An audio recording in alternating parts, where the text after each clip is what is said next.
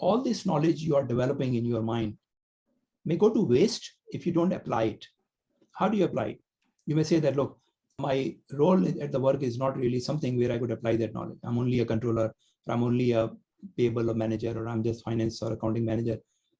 The best way to apply this knowledge is to talk about it. And you could talk about anything, anywhere, with anyone. Nobody will stop you that because you are an accounting manager, don't talk it. Nobody will stop you. Nobody can stop you. So you basically, after you learn these concepts, you develop some confidence and insight, start talking about it. If you're not comfortable to talk to your CEO or CFO about this, start with your family friends, start with your kids, start with the colleagues in this group who are like you. And that confidence would only come through practice. Nothing else. There is no other formula to really develop confidence except to practice. Because learning is one thing. So you're going through it. And I think you're doing a good job. Speaking is not a science. Speaking is an art. And all artistic activities require practice. So Olympians, players, musicians, dancers, they're all artists. And to develop their skill, they need to practice. Speaking is also an art. The only way to learn this art is practice. Now, one of the limitations for people to really start speaking or not to do practice as much as they should is they don't know what to talk about. And this was also a challenge earlier in my career. I wanted to talk to people, business people, and I don't know what to talk about. Now, this problem has overcome fantastically. You have a lot of ideas coming from this program you can talk about, and talk about in a very logical and professional manner. People would appreciate it. So now with this knowledge and this ability or command or expertise or comfort to talk about, you need to talk.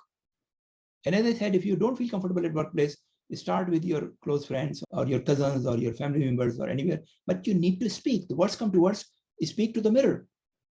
Because you need to make your mouth muscles used to this speaking.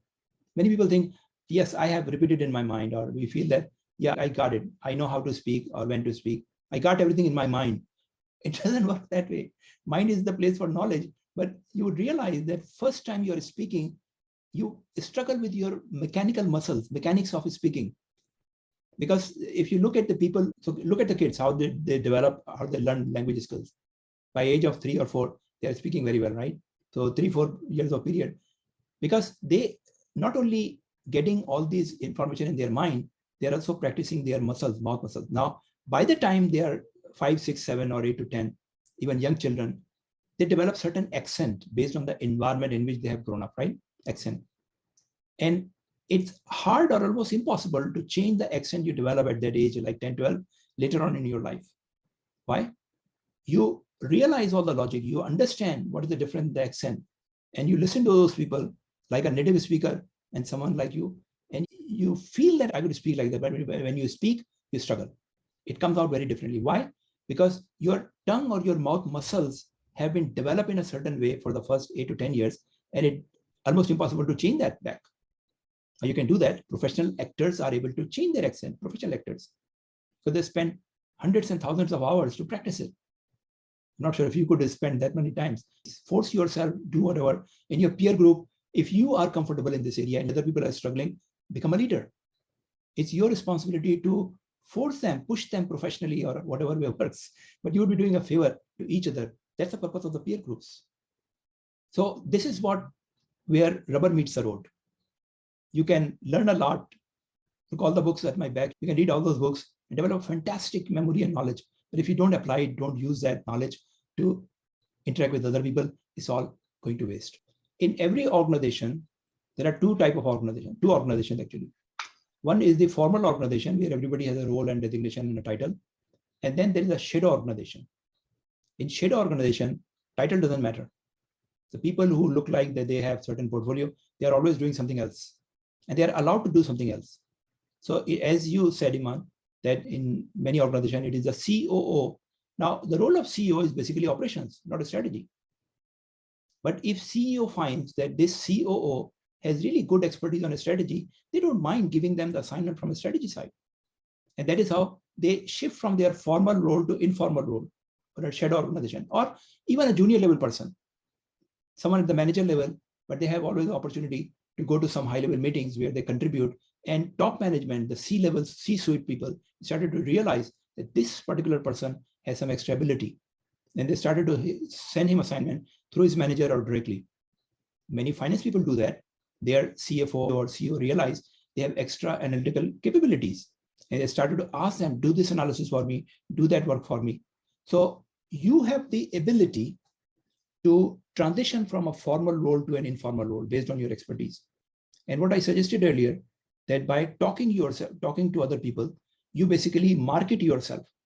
When you talk to them, when you contribute, when you do some smart analytics, you market yourself. And then people started to, the resourceful people, the decision maker, they started to approach you. And at appropriate time, they would like to make an adjustment that you are a financial analyst. I would like to make a corporate strategy director because you fit that role. So you basically drive your own career.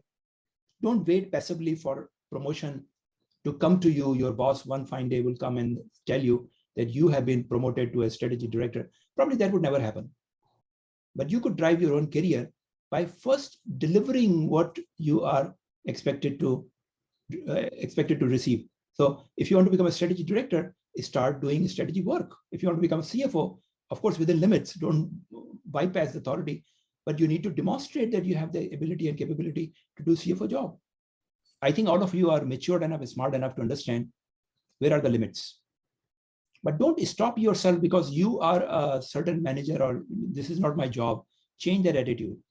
I always say that, look, world is a cafeteria, not a restaurant. You have to pay first to get your food. You go to the cafeteria, you first buy your food, then you eat it, right? So it's a cafeteria, not a restaurant. Restaurant, you can order, eat the food, and then pay later on. It's not a restaurant. It's a real world. There is no free lunch. You have to pay first. So first you need to, if you're expecting a promotion, you need to demonstrate by delivering actually delivering that you are capable, and then you may expect a promotion or an upgrade. Otherwise, if you are just feel that, look, I'm talented and nobody's using me, that's not other people's fault, that's your fault. Because you have not told the world what you bring to the table. It's your job. And that's why I say that those of you who don't believe or who feel that I'm not marketer, I'm not salesperson, I don't talk about, I just focus on my work. Yes, you will remain focused on your work because you are not doing personal marketing. Personal marketing is inevitable. You are an entrepreneur in the business of selling your talent, and you can only sell your talent when you demonstrate it, when you show your ability through marketing, personal marketing, that what you bring to the table, and then people will be interested in you. So it's a brutal reality, whether you accept it or not. If you don't accept, then you become a victim of it. And there is no shortage of it, look around. Okay, folks. So I think we need to start shared enough for today. This is the best thing. We need to start talking. And I go on this talk without any plan, and probably this is the best idea I share with you. For us, I'm saying. So review the recording if you struggle to understand, but these are the golden advice for you at the point of career where you are today. So thank you very much. And I'll send you the remaining stuff as I promised. And I'll see you next time. Thank you very much and goodbye now. Thank you. Thank you very much. Goodbye. Bye, everyone. Excellent. Thank you, everybody.